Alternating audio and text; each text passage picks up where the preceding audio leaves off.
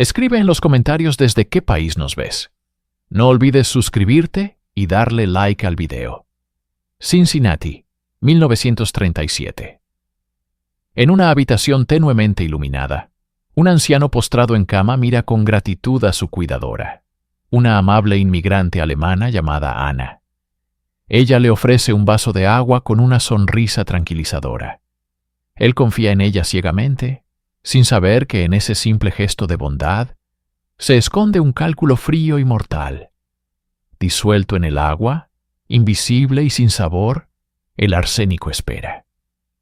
La sonrisa de Ana no es de compasión, sino el preludio de una herencia. Nadie sospecha que este ángel de la guarda es en realidad la muerte personificada, tejiendo una red de veneno y codicia en el corazón de la ciudad. Esta es la aterradora historia de Anna Marie Hahn.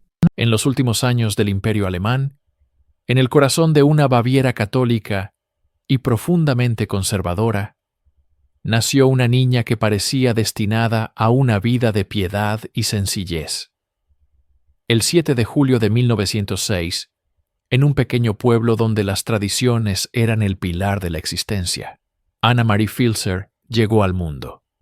Era la 12ª y última hija de una familia de clase trabajadora, un engranaje más en una maquinaria social rígida y predecible. Su padre, un fabricante de muebles, y su madre, una devota ama de casa, criaron a sus hijos bajo los estrictos preceptos de la Iglesia y el respeto inquebrantable a la autoridad.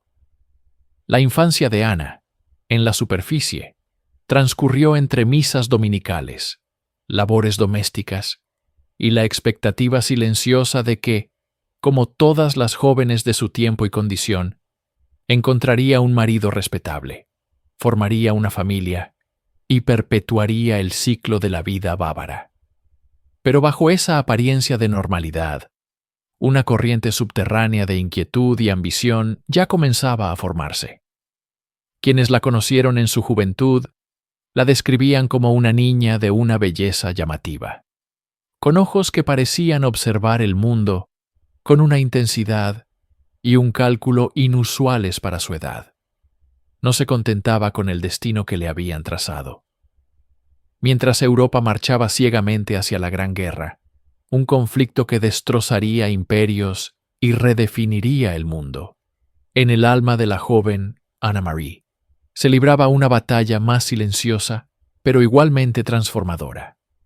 Era una lucha entre la conformidad que se esperaba de ella y un deseo voraz por algo más emoción, más riqueza, más control. El aire de su pueblo natal, cargado del aroma a madera y del incienso de la iglesia, comenzaba a sentirse sofocante. Las antiguas tradiciones que daban seguridad a otros para ella eran las barras de una jaula. Nadie podía imaginar que esa joven de apariencia piadosa albergaba una voluntad de hierro y una brújula moral que apuntaba peligrosamente hacia sus propios y oscuros deseos. La historia de Anna Marie Hahn no comenzaría con veneno y muerte, sino aquí, en la quietud de un mundo antiguo, donde la semilla de la transgresión fue plantada en el fértil suelo de la insatisfacción. La fachada de respetabilidad que la familia Filzer había construido con tanto esmero se hizo añicos con una velocidad devastadora. A los 16 años, la belleza de Anna Marie, que había sido motivo de orgullo local, se convirtió en la fuente de un escándalo que resonaría por todo su pequeño pueblo. Sucedió durante la adolescencia, esa etapa de rebeldía y descubrimiento, cuando tuvo una aventura con un médico vienés, un hombre mayor y sofisticado que representaba todo lo que su vida en Baviera no era. La consecuencia de este romance prohibido fue inevitable y catastrófica para la época. Un embarazo fuera del matrimonio. En la Alemania de los años 20, profundamente conservadora y religiosa, no había mayor deshonra para una familia. El pecado de Anna Marie no era solo suyo. Era una mancha que salpicaba el buen nombre de sus padres y hermanos. El ostracismo social era una sentencia tan real y dura como cualquier veredicto judicial. La solución de la familia Filzer fue drástica y definitiva. El exilio. No era una sugerencia, sino una orden. Anna-Marie sería enviada lejos, a través del Atlántico, a un lugar donde el escándalo no pudiera alcanzarlos. El destino era Cincinnati, Ohio, en los Estados Unidos, donde unos parientes lejanos podrían acogerla y, con suerte, contener el daño. El viaje no fue la emocionante aventura de una inmigrante en busca de sueños, sino la humillante huida de una paria. Con su hijo recién nacido, Oscar, en brazos, Anna-Marie abordó el barco que la alejaría para siempre de su hogar. Mientras las costas de Europa se desvanecían en el horizonte, no dejaba atrás solo a su familia, sino también la única vida que había conocido. Llevaba consigo un secreto, un hijo ilegítimo y una amarga lección sobre las consecuencias de desafiar las normas. Pero también portaba algo más, una creciente resolución. El rechazo y la vergüenza no la habían quebrado, la habían endurecido. Al llegar a América, a esa tierra de oportunidades, no buscaba redención, sino supervivencia por cualquier medio necesario. El nuevo mundo no era una promesa de pureza, sino un lienzo en blanco sobre el cual podría pintar una nueva identidad, una que ella misma controlaría, sin importar el costo. Cincinnati, con su vibrante y numerosa comunidad germanoamericana, parecía el lugar ideal para que Anna-Marie y su hijo Oscar desaparecieran y comenzaran de nuevo. La ciudad, a orillas del río Ohio, ofrecía el anonimato que tanto necesitaba y una red cultural familiar que podía facilitar su integración. Durante un tiempo, el plan pareció funcionar. En 1929, conoció a Philipp Hahn, un compatriota alemán que trabajaba como operador de telégrafos. Era un hombre bueno, estable y trabajador, la encarnación de la respetabilidad que ella había perdido. Para Philipp, Anna era una inmigrante hermosa y encantadora. Para Anna, Philipp era una solución. Su matrimonio, celebrado poco después, le otorgó un apellido honorable, un hogar y, lo más importante, un velo de legitimidad para ella y su hijo. El sueño americano parecía estar a su alcance. Una casa modesta, un marido constante, una vida tranquila en el barrio de Over the Rhine. Pero la tranquilidad nunca fue parte de la naturaleza de Anna. La monotonía de la vida doméstica y las limitaciones de un presupuesto de clase trabajadora pronto comenzaron a asfixiarla. El amor y la estabilidad que Philipp le ofrecía no podían saciar un hambre mucho más profunda y oscura que ardía en su interior: su adicción al juego. Anna-Marie Hahn desarrolló una pasión obsesiva por las carreras de caballos. Los hipódromos y las casas de apuestas clandestinas se convirtieron en su verdadero hogar, un mundo de riesgo y emoción que contrastaba brutalmente con su vida de ama de casa. Allí, no era la esposa de un operador de telégrafos, sino una jugadora que perseguía la promesa de una fortuna instantánea. La adicción se convirtió en un monstruo insaciable. Cada pérdida la hundía más en deudas, y cada pequeña victoria solo alimentaba la ilusión de que el gran golpe estaba a la vuelta de la esquina. El sueldo de Philipp era apenas suficiente para vivir y completamente inadecuado para financiar el vicio de Anna. La brecha entre sus deseos y su realidad se hizo cada vez más grande, y en ese abismo su moralidad comenzó a desintegrarse. El sueño de una vida nueva y honesta en Cincinnati se estaba rompiendo, no por las dificultades del destino, sino por las grietas de su propio carácter. Justo cuando la adicción al juego de Anna Marie alcanzaba un punto crítico, el mundo exterior se derrumbó. El colapso de Wall Street en 1929 desató la Gran Depresión, una ola de miseria económica que barrió Estados Unidos y golpeó con especial dureza a ciudades industriales como Cincinnati. El desempleo se disparó, los ahorros de toda una vida se evaporaron y la desesperación se convirtió en el aire que se respiraba en las calles. Para la mayoría, era una catástrofe. Para Anna, era una presión insoportable que amplificaba su propia crisis financiera, hasta convertirla en una emergencia existencial. Las deudas de juego, que antes eran un problema secreto y manejable, se transformaron en una amenaza inminente. Los acreedores se volvieron más agresivos, y la posibilidad de que su doble vida fuera expuesta ante su esposo y la comunidad era cada vez más real. En este crisol de desesperación pública y privada, la brújula moral de Anna Marie Hahn se rompió por completo. La necesidad de dinero rápido, de cualquier cantidad de dinero, eclipsó cualquier reparo ético que pudiera haberle quedado. Comenzó con pequeños engaños y estafas. Se acercó a miembros de su comunidad, especialmente a los ancianos y solitarios, tejiendo historias de dificultades y desgracias para obtener préstamos que nunca tuvo la intención de devolver. Su encanto natural y su apariencia de mujer respetable eran sus herramientas más efectivas. Inspiraba confianza y lástima con una facilidad alarmante. Fue en este período cuando descubrió su vocación más siniestra. Se ofreció como cuidadora personal para hombres y mujeres mayores de la comunidad alemana. Era el papel perfecto. Le daba acceso íntimo a sus hogares, a sus finanzas y a su confianza incondicional. Estas personas vulnerables la veían como un ángel de la misericordia, una compatriota amable que había venido a aliviar su soledad y sus dolencias en sus últimos años.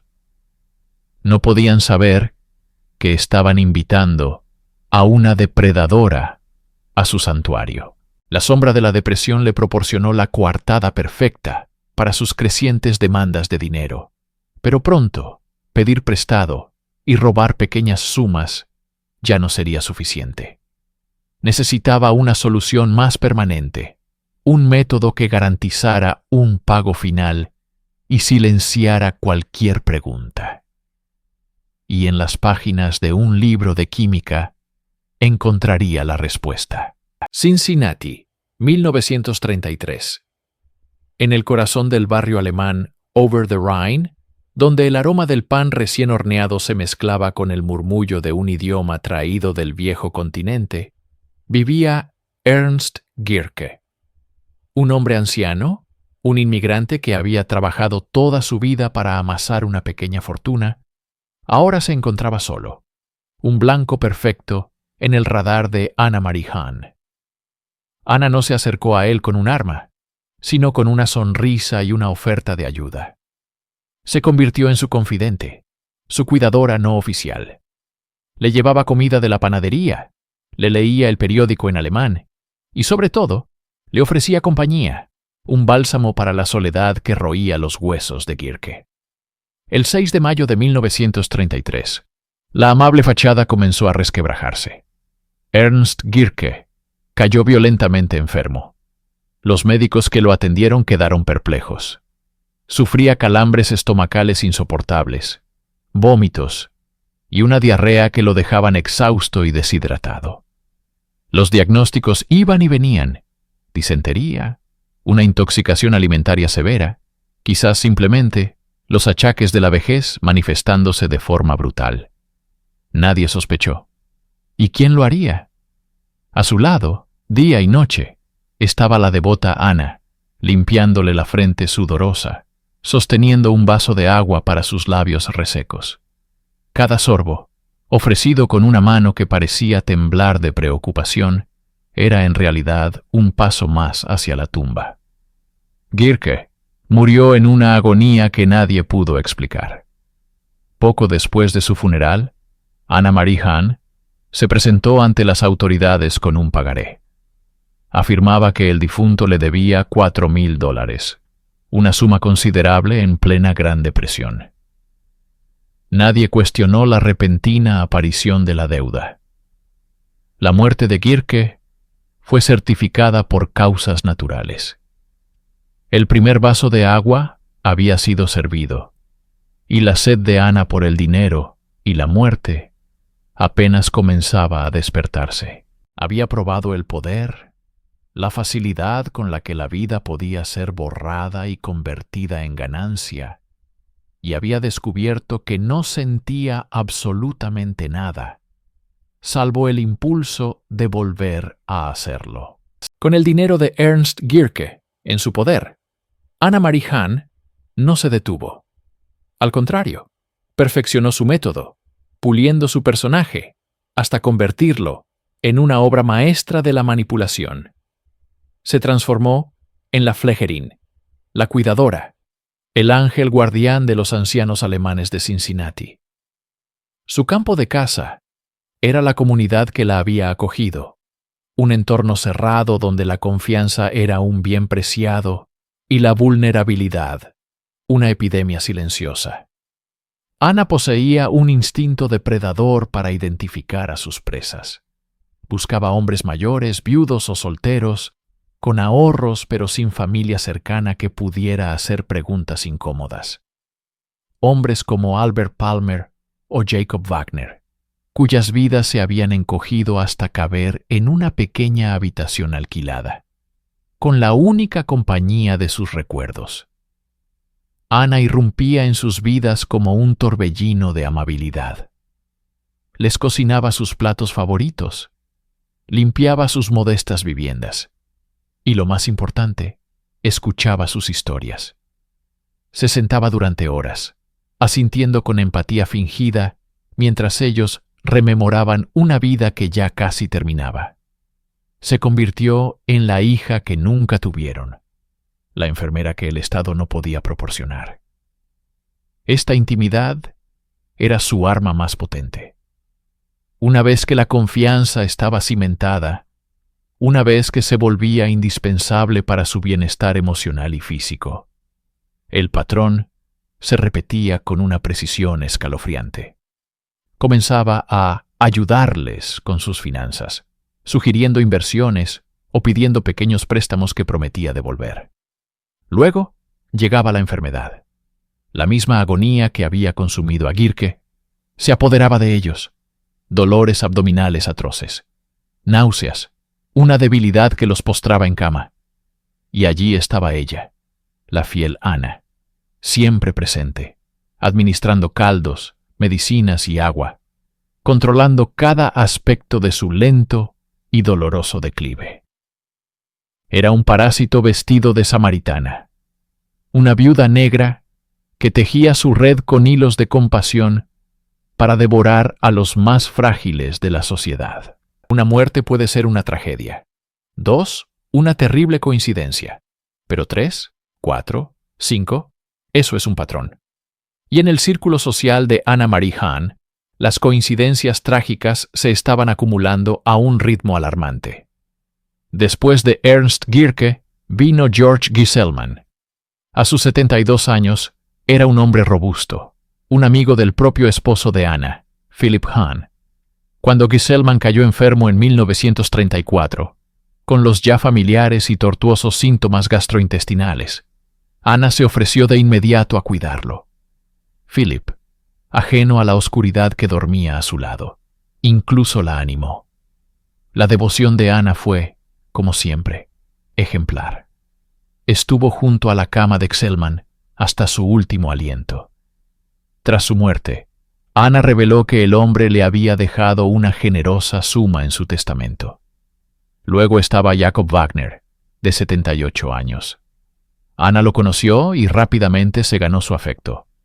Lo convenció de que le firmara un poder notarial sobre sus bienes, y poco después, Wagner comenzó a sufrir los mismos espasmos y dolores que los demás.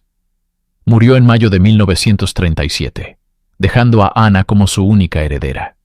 La lista seguía creciendo. Cada víctima era un hombre anciano. Cada uno solitario y con ahorros. Cada uno bajo el cuidado directo de Anna Marie Hahn en sus últimos días.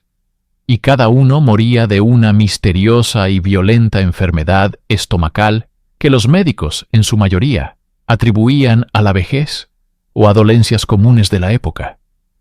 En la superficie, eran muertes aisladas, conectadas únicamente por la presencia caritativa de una mujer de la comunidad. Pero bajo esa superficie, las placas tectónicas de la sospecha comenzaban a moverse. Los rumores, antes susurros en las panaderías y las reuniones de la iglesia, empezaron a tomar forma. ¿Cómo era posible que una sola mujer tuviera tan mala suerte, que tantos de sus amigos y pacientes murieran de la misma forma horrible? El patrón ya no era una nebulosa, era una huella digital macabra que apuntaba, una y otra vez, a la misma mano solícita que ofrecía el último y fatal vaso de agua. El arma elegida por Anna Marie Hahn no era ruidosa, ni dejaba un rastro evidente de sangre.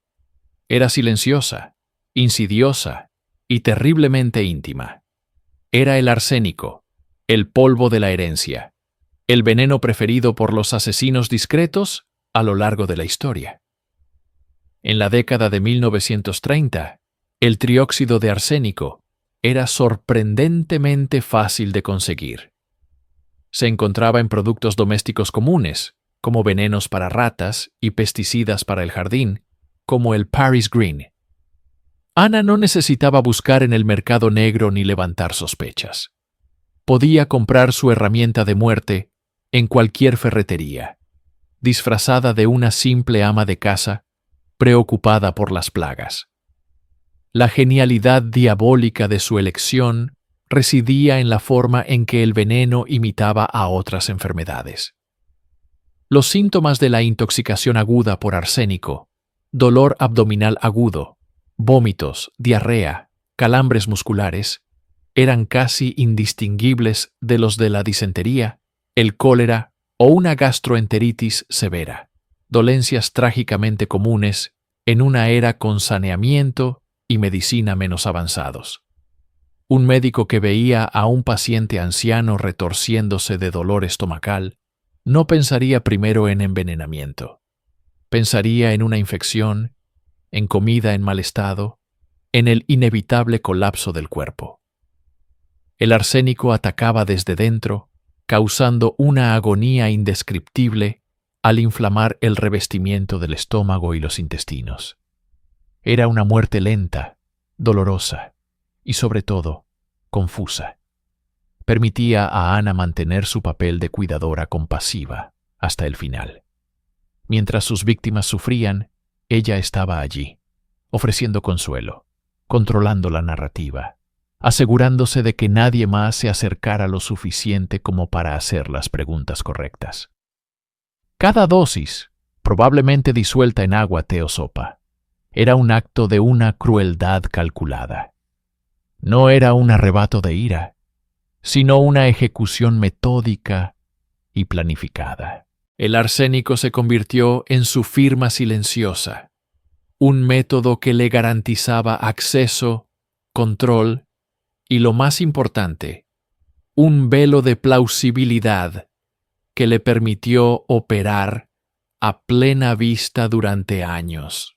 En el microcosmos de la comunidad alemana de Cincinnati, las conexiones se forjaban en la familiaridad del idioma y las costumbres compartidas. Fue en este círculo donde Anna Marie Hahn conoció a Georg Obendoerfer, un zapatero jubilado que rondaba los 70 años. Obendoerfer era un hombre sencillo, solitario tras la muerte de su esposa, y con unos ahorros considerables que representaban el trabajo de toda una vida. Para él, Anna era un soplo de aire fresco, una compatriota amable y atenta que parecía genuinamente preocupada por su bienestar. Ella comenzó a visitarlo con regularidad, llevándole comida casera, ayudándole con las tareas del hogar y, lo más importante, ofreciéndole compañía. Le hablaba de su hijo Oscar, de sus dificultades económicas, tejiendo una narrativa de madre soltera luchadora que conmovió al anciano. Obendoerfer, en su soledad, vio en Ana no solo a una amiga, sino casi a una hija adoptiva. La confianza, ese pilar fundamental de cualquier relación humana, se cimentó con cada visita y cada gesto de aparente bondad. Ana se convirtió en su confidente, en la administradora informal de sus asuntos. Fue entonces cuando ella le habló de una deuda apremiante, una hipoteca que amenazaba con dejarla en la calle junto a su pequeño.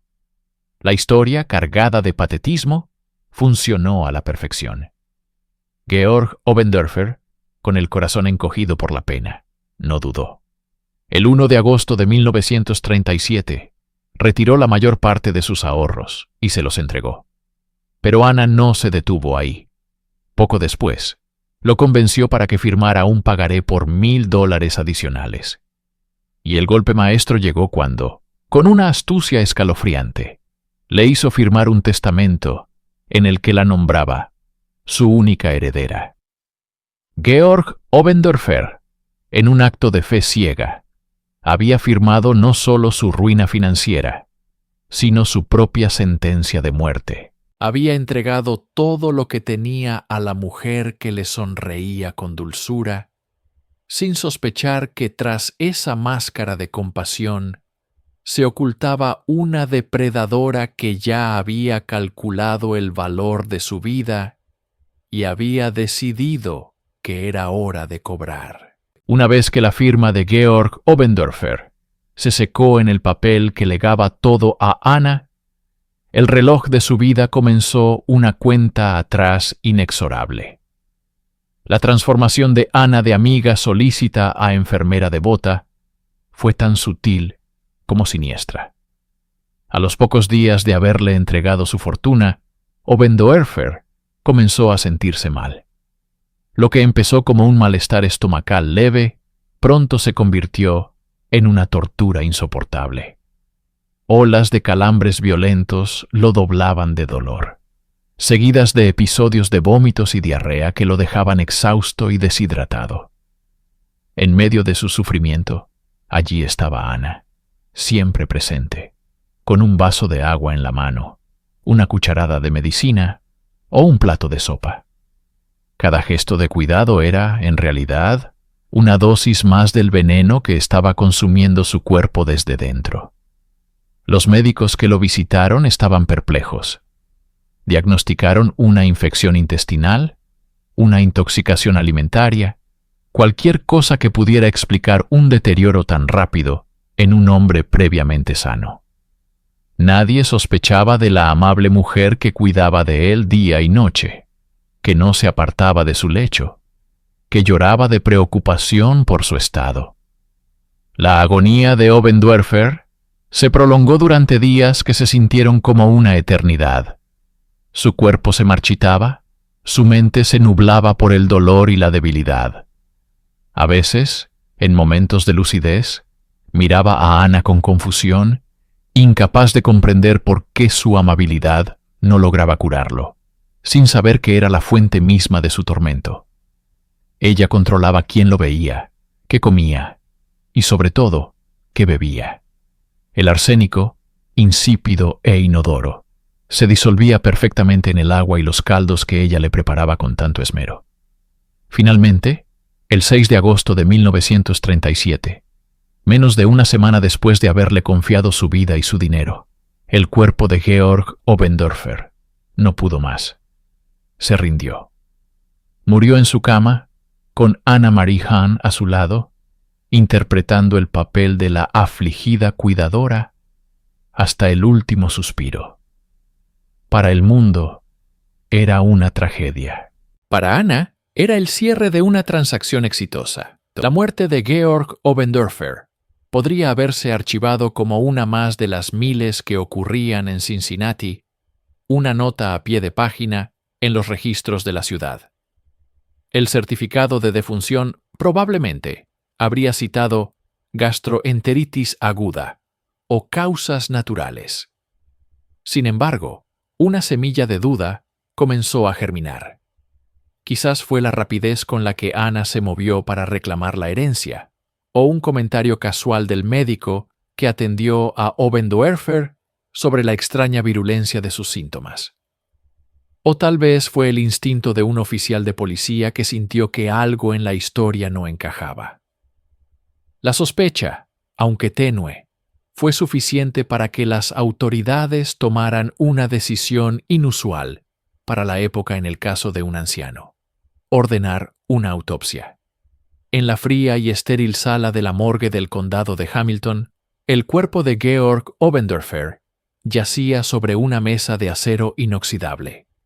El patólogo, el Dr. George B. Keeler, procedió con la metódica disección.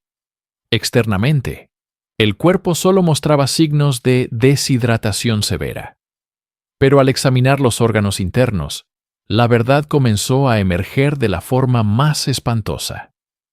El revestimiento del estómago y los intestinos estaba intensamente inflamado, de un color rojo violento, una clara señal de un irritante químico extremo.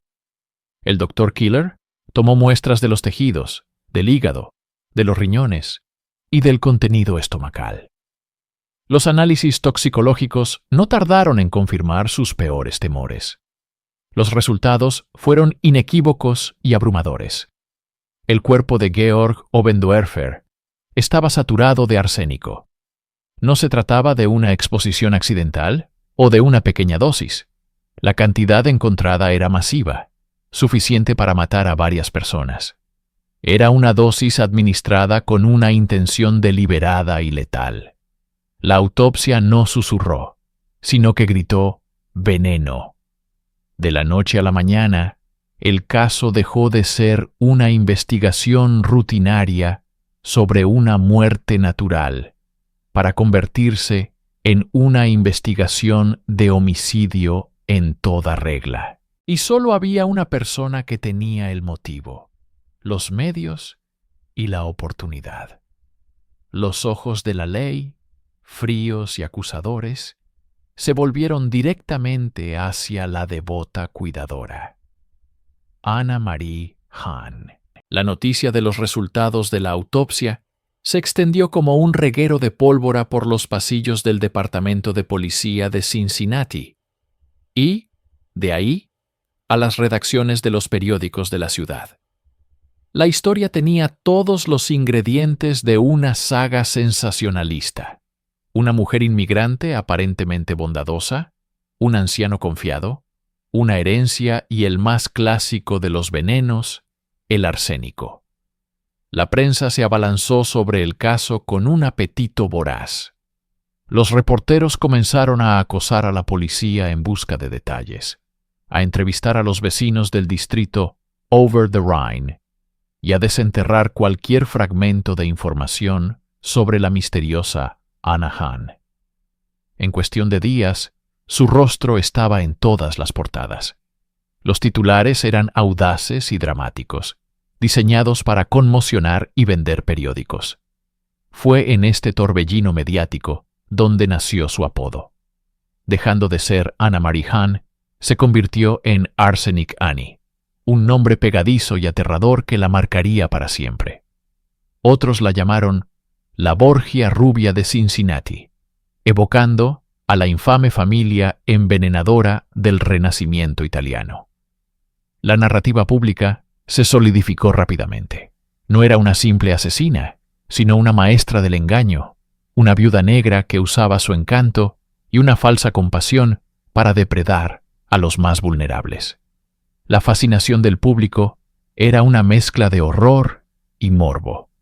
¿Cómo podía una mujer, una madre, ser capaz de una crueldad tan calculadora? La historia de Arsenic Annie se convirtió en la comidilla de la ciudad, discutida en tranvías, en la cola del mercado y en los salones. Mientras tanto, ajena a su nueva y monstruosa fama, Anna fue arrestada el 10 de agosto de 1937. Mantuvo su inocencia con vehemencia, presentándose como una víctima de las circunstancias, una amiga leal injustamente acusada.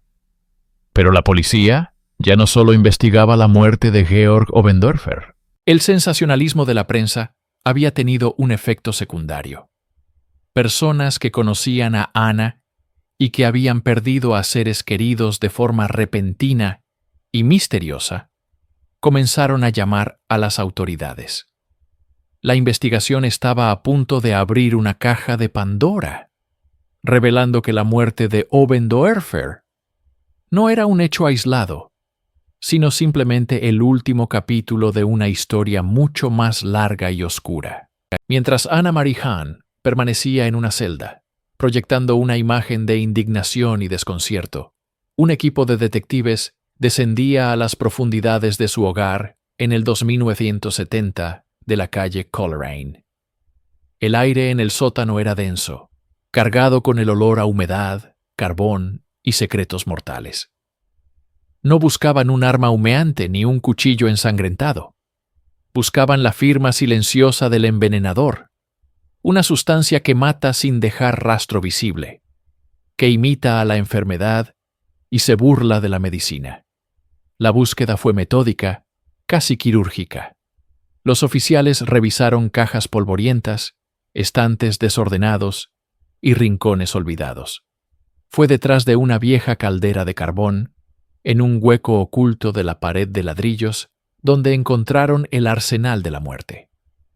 No era un solo frasco, sino una colección. Pequeñas botellas y paquetes cuidadosamente guardados, con etiquetas que helaban la sangre. Arsénico, en su forma más pura de trióxido de arsénico, y aceite de crotón, un veneno violento y purgante.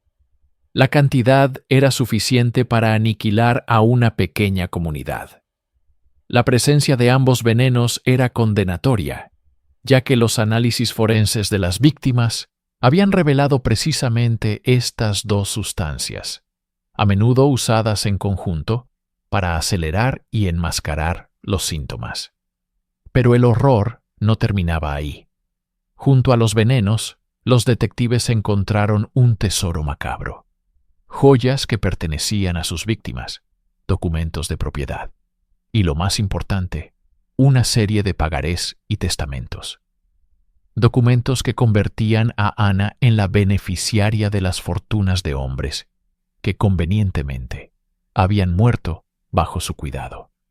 Cada papel era una lápida, un trofeo de sus conquistas letales. La evidencia física era abrumadora. El sótano, un espacio doméstico y mundano, se había transformado en el laboratorio de una asesina en serie. Ya no se trataba solo de sospechas basadas en patrones de comportamiento. Ahora tenían la prueba tangible que conectaba a Anna directamente con los asesinatos. La cuidadosa enfermera, la devota cuidadora, era también una coleccionista de venenos y voluntades. La pregunta ya no era si ella era culpable, sino cuántas vidas había cegado su codicia insaciable. Para comprender a Anna-Marie Hahn, debemos mirar más allá de los frascos de veneno y los testamentos falsificados.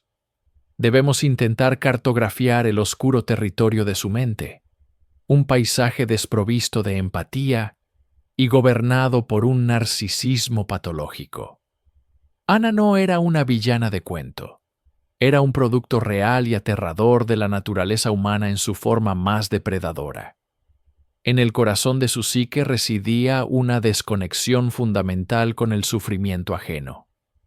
Para ella, las personas no eran seres con esperanzas, miedos y familias.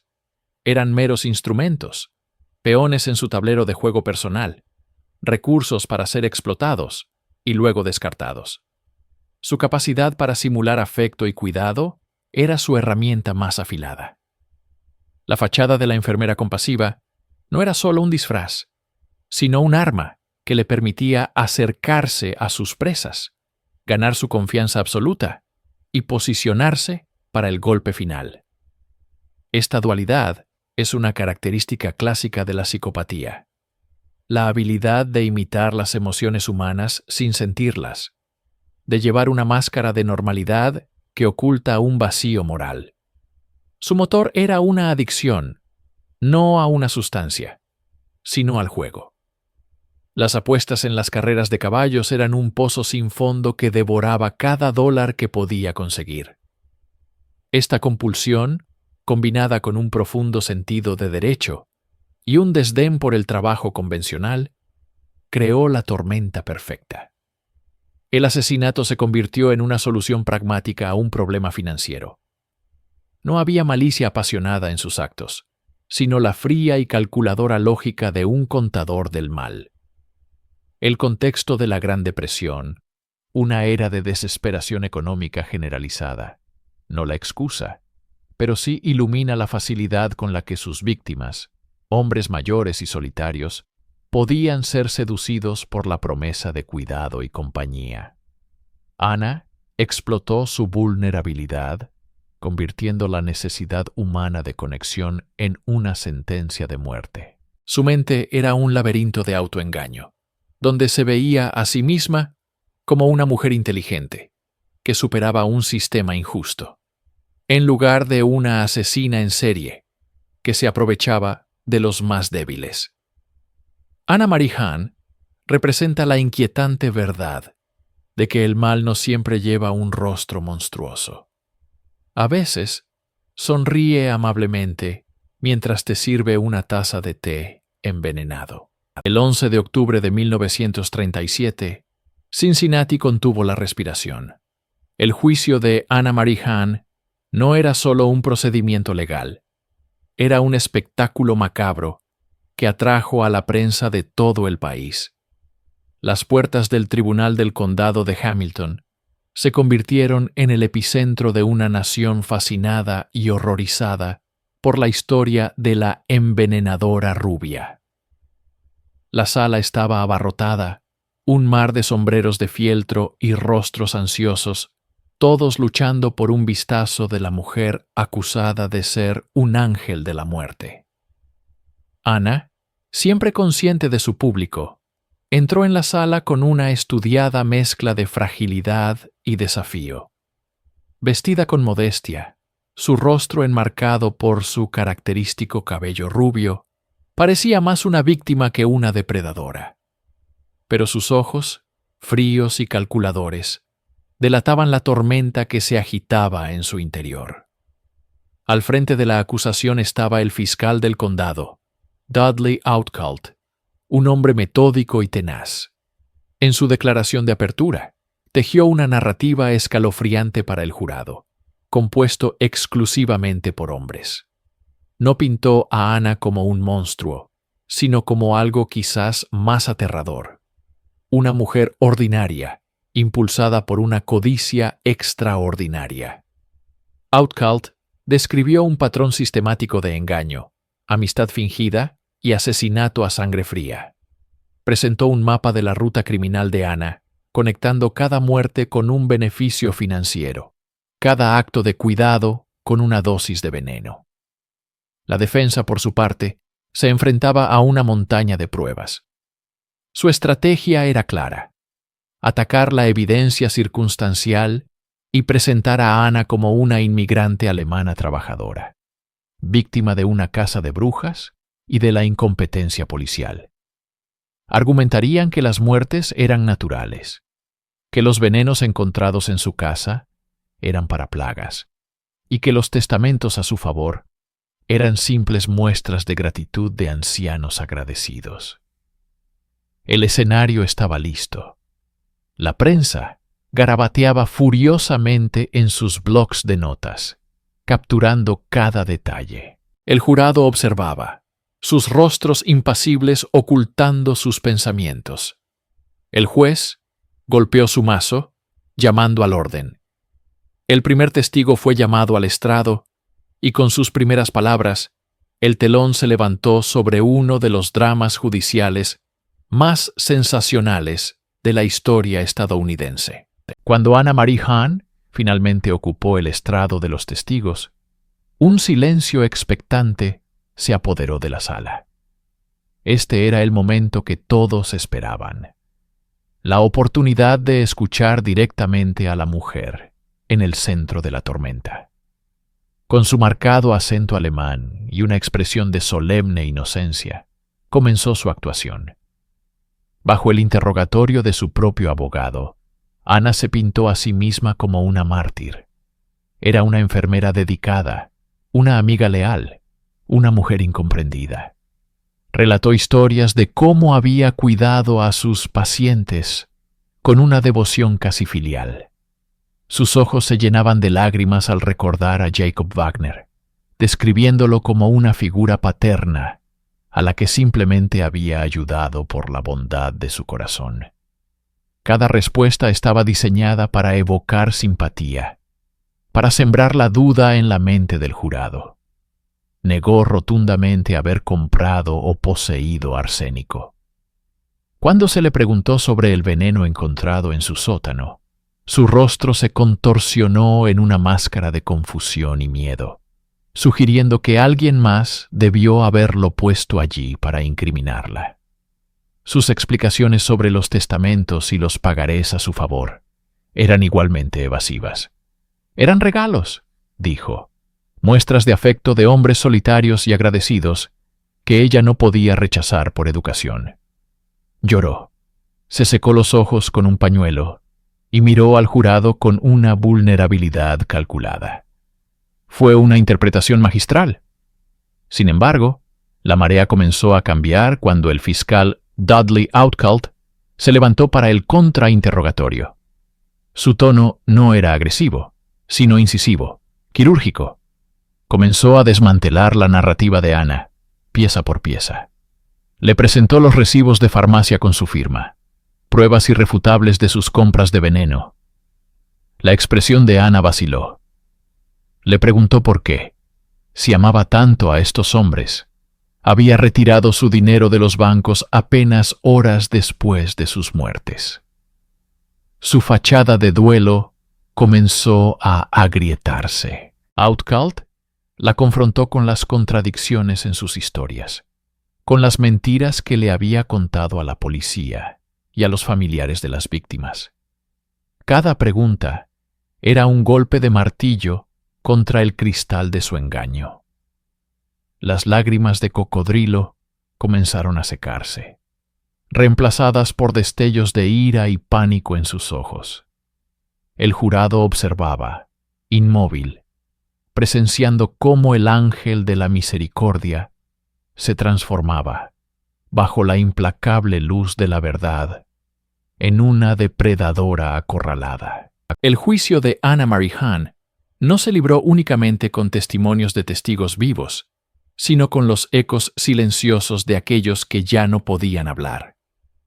La fiscalía, liderada por el implacable fiscal Dudley Outcalt, desató una ofensiva forense sin precedentes en la historia de Ohio. La estrategia era clara: dejar que la ciencia contara la historia que las víctimas no pudieron. Uno por uno, los cuerpos de los antiguos clientes de Ana, hombres ancianos que habían muerto bajo su cuidado y le habían legado sus ahorros, fueron exhumados de sus tumbas. La tierra fría devolvía sus secretos en una macabra procesión de ataúdes.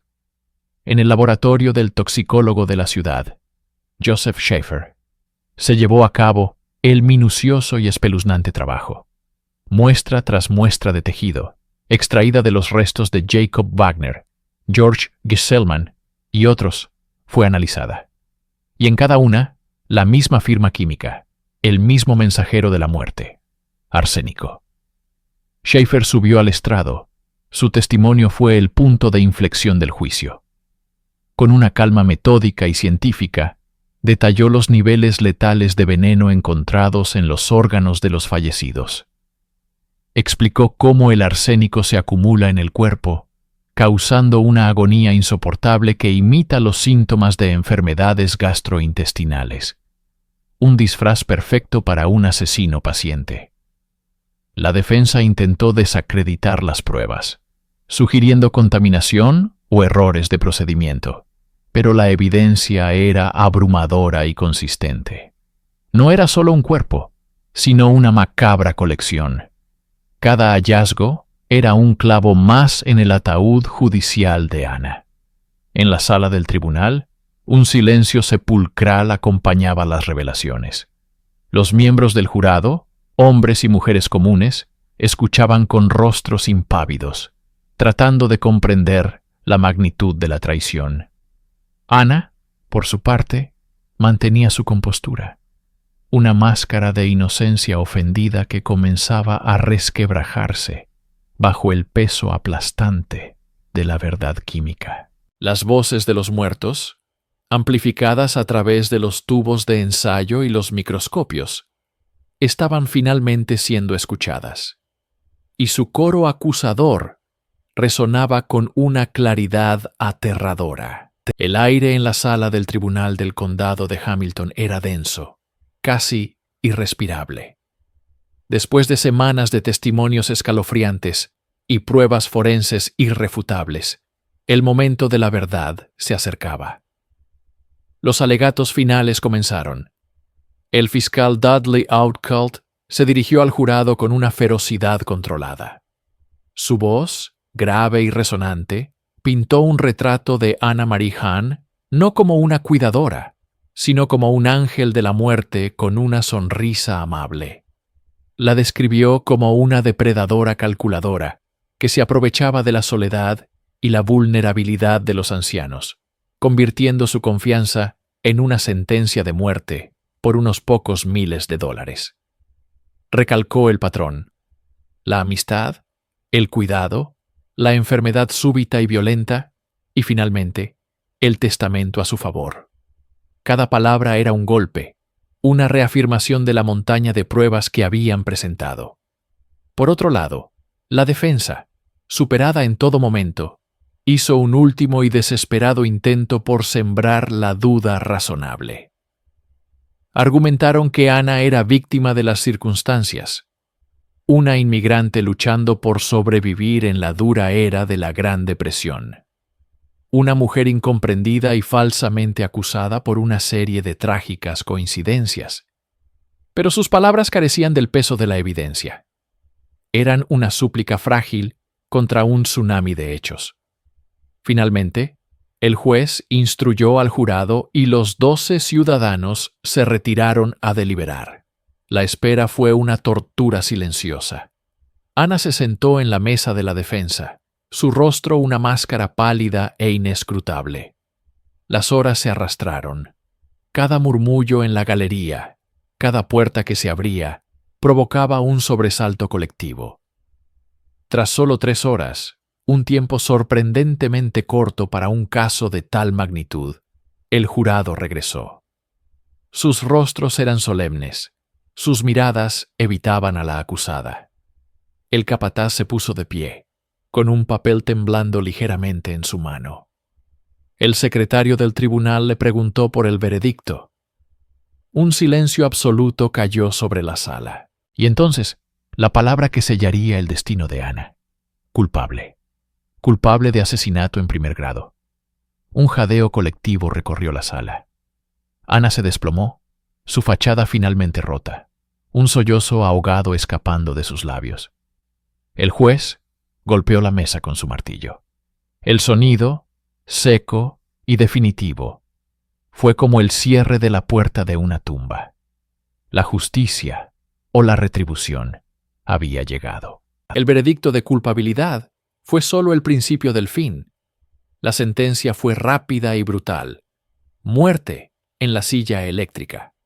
Con esta decisión, Anna Marie Hahn no solo se convirtió en una asesina convicta, sino también en una figura histórica macabra. Estaba destinada a ser la primera mujer ejecutada en la silla eléctrica del estado de Ohio.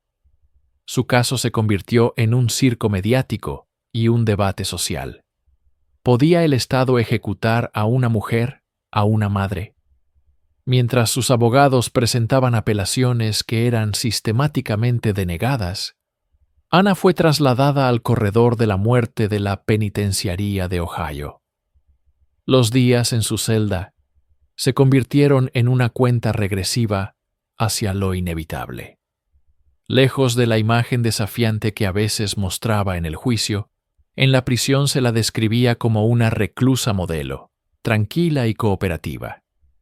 Pasaba sus días escribiendo cartas, especialmente a su único hijo, Oscar. En estas cartas mantenía su inocencia, pintándose a sí misma como una mártir, una madre amorosa injustamente arrancada de la vida de su hijo. Una de sus últimas cartas a Oscar es particularmente desgarradora, una mezcla de amor maternal y autoengaño, instándole a recordar siempre a su buena madre. Nunca admitió su culpabilidad, ni siquiera en una confesión escrita, que sus abogados le instaron a firmar con la esperanza de una conmutación de la pena. Un documento que ella firmó, pero que luego afirmó haber sido coaccionada. El 7 de diciembre de 1938, el día de su ejecución, llegó. Se mantuvo notablemente serena. Rechazó una última comida especial, optando por la misma que los demás reclusos. Caminó hacia la cámara de ejecución con una calma que desconcertó a los testigos. Vestida de negro, su paso era firme. Al ser atada a Old Sparky, como se conocía a la silla eléctrica, sus últimas palabras reportadas fueron un tranquilo «No, Don», al alcaide, cuando éste le preguntó si tenía algo que decir. A las 8:13 p.m., la corriente eléctrica recorrió su cuerpo. En pocos minutos, Anna Marie Hahn, la sonriente cuidadora de ancianos de Cincinnati, fue declarada muerta. El estado de Ohio había cruzado un umbral, ejecutando a una mujer por primera vez en su historia moderna, cerrando violentamente el capítulo final de una de las envenenadoras en serie más prolíficas de la nación. La muerte de Anna Marie Hahn en la silla eléctrica no purificó el aire de Cincinnati. Más bien, dejó un legado tóxico que perduraría durante décadas. Su historia se convirtió en una leyenda urbana, un cuento con moraleja, susurrado en los porches y las cocinas de la ciudad. Se convirtió en Arsenic Anna, la encarnación de la traición definitiva. Su caso destrozó la percepción arquetípica de la mujer como una figura inherentemente cuidadora y nutriente. Demostró que la crueldad y la codicia no tienen género y que el mal puede ocultarse detrás de la sonrisa más amable y los gestos más serviciales.